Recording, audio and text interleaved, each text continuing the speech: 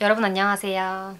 오랜만이죠. 제가 또 서울에서 이직을 여러 번 했잖아요. 이제 그래서 서울에서 이직 또는 서울 취직을 준비하고 계시는 선생님들을 위해서 어떤 말을 해주면 좋겠다라는 생각이 들었어요. 이번에 간호학과 4학년 제 친구 중에 취업을 못한 친구가 있더라고요. 이제 서울로 취업을 하고 싶은데 내년 정기 채용까지 기다려야 되는지 저에게 고민 상담을 하더라고요. 저도 이제 학생 때는 1년에 한 번씩 정기적으로 채용하는 그때가 아니면 내가 대학병원에 입사할 수 있는 방법이 뭐가 있을까? 전혀 생각하지 못했었거든요. 그런데 제가 이제 4년 동안 임상에 있으면서 정기 채용이 아니더라도 대학병원에 취직할 수 있는 길이 많구나라는 거에 대해서 알게 됐어요. 아무래도 이제 검색을 통해서 어디 어디 병원 어떤가요? 이런 거에 대해서 많이 찾아보시잖아요. 근데 검색해서 얻을 수 있는 정보는 굉장히 한정적이고 그리고 업데이트 되지 않은 그런 정보들이 많기 때문에 조금 변별해서 들어야 한다 하는 그런 단점이 있는데 이제 그래서 그런 정보를 얻으면서 또 대학병원에 다른 방법으로 취업할 수 있는 길이 있다 하는 거에 대해서 오늘 얘기를 해보려고 해요. 여러분 제가 아시겠지만 계약직으로 대학병원에 있었던 영상에 대해서 소개를 했잖아요. 네, 여러분 제가 감히 대학병원 계약직 추천하는 어떤 점에 대해서 얘기를 해보려고 합니다.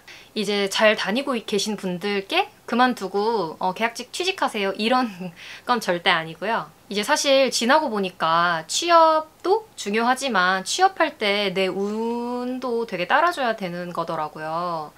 준비를 열심히 했는데 이제 해당 연도에 채용 인원이 적거나 아니면 지금 코로나 문제가 있죠. 이런 변수를 저희가 이제 예상할 순 없으니까 아무튼 이렇게 취업 성공하지 못했다고 하더라도 기죽을 필요가 전혀 없다는 거에 대해서 꼭 명심하셨으면 좋겠어요. 이제 계약직으로 입사를 하는 거에 대해서 올해 이제 정규 취업은 내가 성공을 못했으니까 대신 이 병원에 어쨌든 입사를 하는 한 방법이잖아요. 그래서 이 병원에 대한 분위기나 복지 등을 알아가는 어떤 한 방법이다라고 생각을 해주셨으면 좋겠어요. 이제 막연하게 내년 취업을 바라보면서 기다리는 것보다는 가고자 하는 병원 혹은 다른 병원에 지원해서 여러 가지 꿀팁들을 얻어갈 수 있는데요. 뭐 가령 어느 부서가 분위기가 좋다더라, 뭐 어떤 병동이 듀티를 잘 준다더라 하는 거에 대해서도 이제 많이 들을 수가 있는 계기가 될 테니까요. 또 제가 계약직 입사해서 새롭게 알게 된 게 이제 서울의 대학병원 계약직으로만 계속 지원해서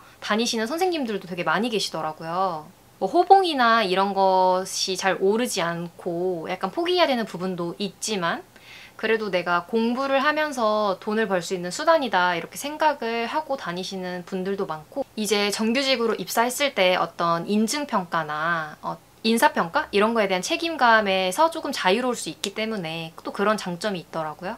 또 제 친구도 제가 퇴사할 당시에 같이 퇴사를 하고 그 친구는 다른 병원 계약직으로 이제 외래에서 근무를 했는데 그 친구 역시 2년을 잘 다니고 이번에 계약을 종료했답니다. 이제 저 역시 계약직으로 있으면서 이직 준비를 열심히 했고 이번에 이제 이직에 성공하게 되었죠. 자, 이제 다시 주제로 돌아와서요. 왜 대학병원 계약직에 입사하나요? 라는 거에 대해서 말해볼게요. 일단 제가 첫 번째로 하고 싶은 말은 내년 정기 채용만 기다리면서 그냥 시간을 허비할 순 없다라는 거죠. 이제 서울로 취업을 하고 싶어 한다는 것 자체가 이제 큰 병원에서 많은 걸 배우고 싶고 또 서울 생활을 하고 싶다라는 거니까 저는 서울에 와서 일을 하는 게 정말 괜찮은 것 같아요. 자, 또 정규직으로 입사를 했을 때 이제 부서 배치에 관련해서 말을 해볼게요. 가령 피부과를 원하는 선생님이라고 이제 제가 예를 들어볼게요. 올해 정규 취보 나 실패했어 이런 선생님들께 어떤 선택지가 있을까요?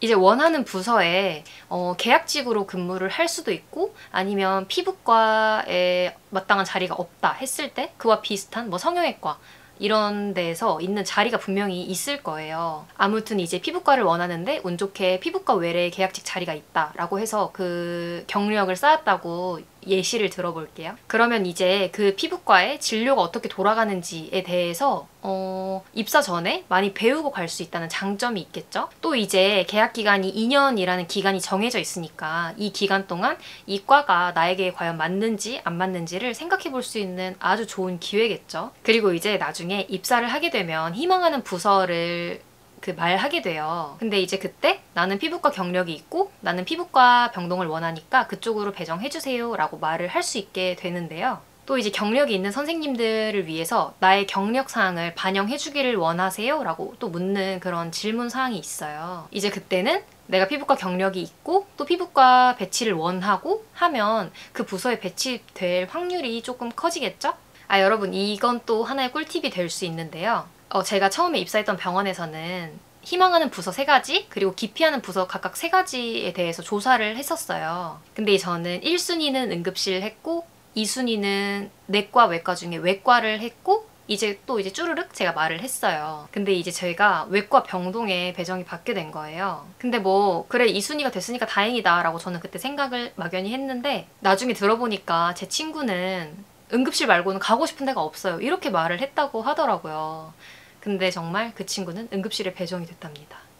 그래서 저는 그때 약간 적잖이 충격을 받았거든요. 여러분 그래서 어딜 가나 원하는 게 있으면 좀 강력하게 말을 하는 건 되게 좋은 것 같다고 말을 꼭 해드리고 싶었습니다. 자, 이제 2번째는 대학병원 계약직 경력이라도 이직을 할 때 되게 유리하게 작용한다는 점인데요. 저는 이제 제가 이직이라는 것 자체가 그 말이 되게 부정적이다라고만 막연히 생각을 했었거든요. 뭐 다니고 있는 직장 잘 다니시지 뭐 왜 옮기세요? 이렇게 공격적인 질문을 충분히 받을 수 있잖아요. 근데 막상 이직을 할 때 면접을 보니까 뭐 좋은 병원에서 근무하셨네요. 이렇게 따뜻한 말씀을 해주시고 또 이제 경력이 있으시니까 어느 정도 병원 돌아가는 프로세스에 대해서 조금 아실 텐데 뭐 이런 사항에 관련된 질문을 많이 주시더라고요. 감사하게도. 이제 뭐 이거는 병원 분위기에 따라서 조금 다를 수 있지만 긍정적으로 자기 얘기를 풀어갈 수만 있다면 저는 이게 강점으로 작용할 수 있다고 분명히 생각을 합니다. 또 이제 부서에 와보니까 경력이 있이 신규로 입사를 해서 계셨던 그 선생님들이 되게 많으시더라고요. 또 이제 간호학과 특성상 약간 학교 출신에 따라서 조금 많이 취업하는 병원이 어느 정도 정해져 있잖아요. 그래서 저는 이번에 입사했던 병원에서 학생 시절에는 제가 서류 탈락했던 곳이거든요. 근데 그때와 지금을 비교해보자면 달라진 점은 저의 경력사항밖에 없더라고요. 아마 이 부분이 좋게 작용된 게 아닐까 하는 생각을 조심스레 해봤습니다. 그래서 나는 어딜 가고 싶어, 어디 병원 가고 싶어, 아니면 어느 파트에 가고 싶어 라는 뚜렷한 목표만 있다면 이제 취업을 목표로 하는 그 병원의 취업 뽀개기를 하기 전까지 계약직으로 경력을 쌓는 게 저는 되게 괜찮다고 생각을 합니다. 이제 어느 부서에 가서나 그 부서의 좋은 점을 잘 배우고 내 능력을 향상시킬 수 있는 부분을 하나라도 배워서 나오면 저는 성공한 거라고 생각을 해요. 자, 이제 또 서울에 계약직 근무를 해보면서 좋았던 점 3번째에 대해서 말해볼게요. 이제 지방의 종합병원에서 근무를 하면서 제일 부딪힐 만한 점이 아마 서울로 면접 날짜가 잡혔을 때 연차를 갑자기 내는 게 되게 힘들 거예요. 근데 이제 계약직으로 있으니까 정규직 면접을 보러 간다라고 했을 때 이제 격려해 주시기도 하고 고용 안정 힘내요 이렇게 말을 해주시더라고요. 이제 자리를 잡으려고 노력하는 거에 대해서 어느 정도 인정을 해주신다고 표현을 해야 될까요? 또 이제 3교대 하는 곳에서 계약직 근무를 하는 곳은 잘 없으니까 이제 아무래도 상근 직종에서 다니는 게 연차를 쓰기 3교대보다는 조금 수월하지 않나 해서 또 이게 하나의 장점이라고 생각이 들었어요. 원하는 병원에 입사를 못해서 계약직으로 들어갔는데 이 병원에 아쉬운 부분이 있어. 이러면은 나는 2년만 다니면 되니까 그러니까 이것도 하나의 좋은 그 병원 환경에 대해서 알 수 있는 실습만으로만 파악을 해야 됐던 것과는 달리 또 하나의 이 병원에 대해서 파악할 수 있는 좋은 기회라고 저는 생각을 합니다.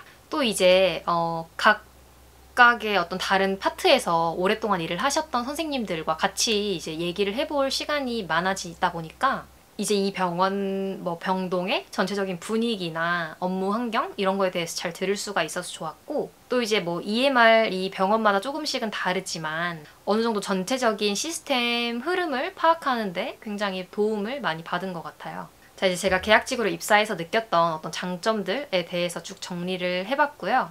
4학년 선생님들 혹은 서울에 와서 뭐 이직 준비를 하시는 선생님들 절대 상심하지 마시고요. 기회는 계속 오니까요.